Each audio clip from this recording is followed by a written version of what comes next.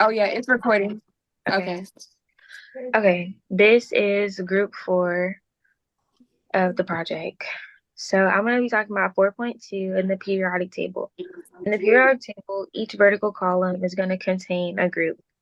Each group number is written at the top of the periodic table, and it's separated into vertical columns. The representative elements are groups 1A through 8A. In the middle of 1A and 8A, there is a middle row of elements, which are called the transitional elements. They all have a letter B next to them. Those are the elements that we can't really decide, or we can't really figure out the electron number in. The horizontal row on the periodic table, those are called the periods, and it goes periods 1 through 7. The first period is hydrogen and helium. Groups that have the special names are usually known as alkali metals. They react good with water and are shiny, soft metals. The zigzag line on the periodic table separates metals from nonmetals except H. Most metals are going to be shiny, solid metals, and they're good heat and electricity conductors. Nonmetals are normally not shiny or ductile, and they're poor conductors. Metalloids are metals that have similar features to both nonmetals and metals. And nonmetals are located on the right side of the periodic table. And that's 4.2. I have section 4.4. It's about atomic numbers, mass number, number of protons, neutrons. And to get to atomic number, it will be the number of protons. To get the mass number, it will be the protons plus the neutrons. To get the neutrons, it will be the mass number minus the protons. To get the electrons, it will be the number of protons. Atomic mass is the whole number that is above the symbol in the periodic mass number is the number of protons and neutrons in this nucleus. Is it me now? 4.8. I got 4.7. Oh, okay. Electron configuration. Electron configuration consists of energy levels such as periods and subletters, which are letters. The energy increases as the sublevels increase.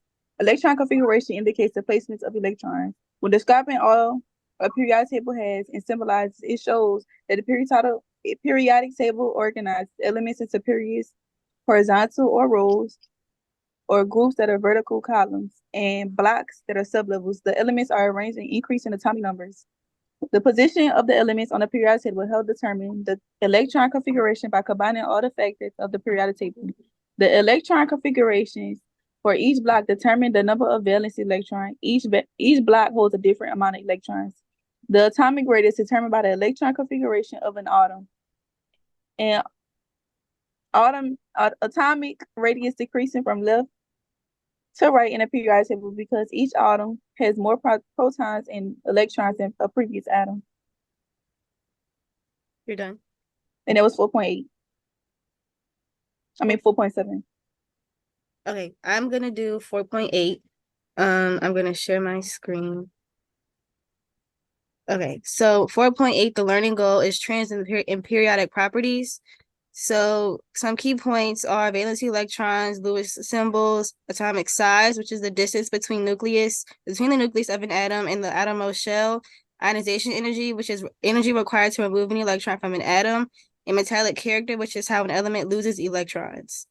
Lewis structures are a visual representation of valency electrons from each element. The dots are arranged to show the valency electrons in an atom. Some pictures or visual aids I have are the electron configuration for potassium, calcium, and boron. And then there's the Lewis symbol for potassium, calcium, and boron with the number of electrons surrounding them. And then I have a concept map for how valency electron configurations, Lewis symbols, atomic size, ionization energy, and metallic character are all related to each other. So valency electrons is the main point, and then the others go around it. Okay, I can stop sharing my screen. That was 4.8. Okay. Okay. I'm next 6.2? Okay. Yeah. All right, so I'm doing 6.2, which is iconic compounds. Some of the key points are what is iconic ionic compound, and those ionic compounds are compounds that are made up of ions. A chemical formula indicates the number of atoms of each element in a compound. Subscripts are the number of atoms of an element in a compound. A charge balance is there is no charge balance of atoms. Ionic compounds often have high melting points, but they are not good conductors of heat. When writing chemical formulas of ionic compounds, we use elements and subscripts. The subscripts represent the number of atoms you need for that element to equal 8 electrons, and the other element of the ionic compound. Positive and negative charges have to be balanced because the electrons can only be transferred.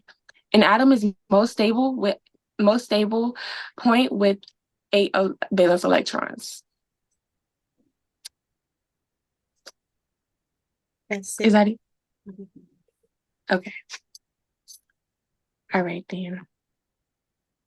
Let me stop recording. How do I stop recording?